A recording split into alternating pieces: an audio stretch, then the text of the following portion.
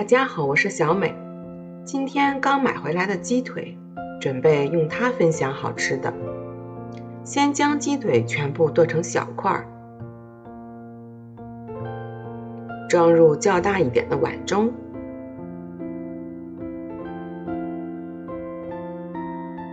加入清水，洗去血水。这里要多清洗几次才可以，直到清水变得清澈。放在厨房用纸上，上面再盖上一张纸，吸去表面的水分，然后放入碗中。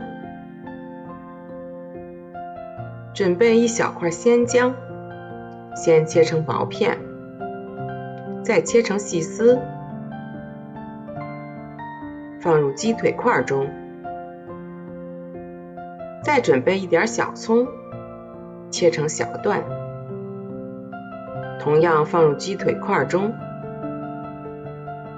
再准备适量的葱叶，切成小末，装入碗中备用。鸡腿中加入2勺料酒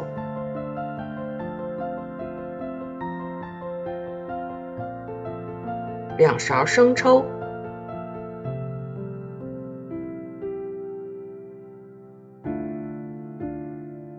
，1勺蚝油，1小勺盐，适量的白胡椒粉，1勺淀粉，再加入1勺白糖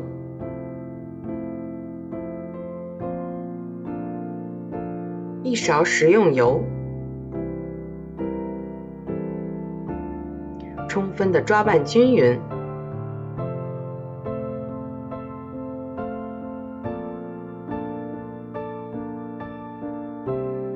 洗好的鲜香菇，斜刀切成片，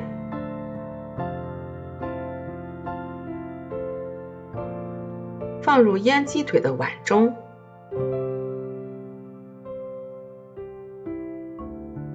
再次搅拌均匀，一同腌制30分钟。时间到了，把腌好的鸡腿全部装入盘中，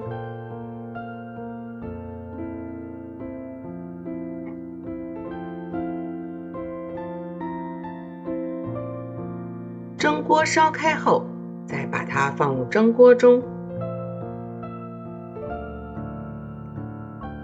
盖上盖子，大火烧开，再蒸20分钟。时间差不多了，把蒸好的鸡腿肉取出来吧。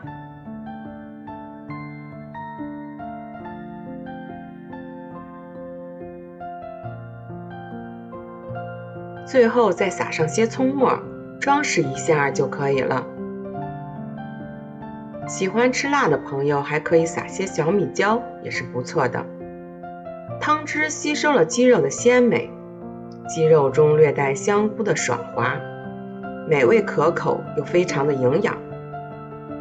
过年过节的时候来这么一盘招待家人和朋友也是非常不错的。蒸出来的菜肴更加的健康，如果你喜欢也来试试吧。我是小美，喜欢我的视频记得关注订阅，开启小铃铛，谢谢您的支持。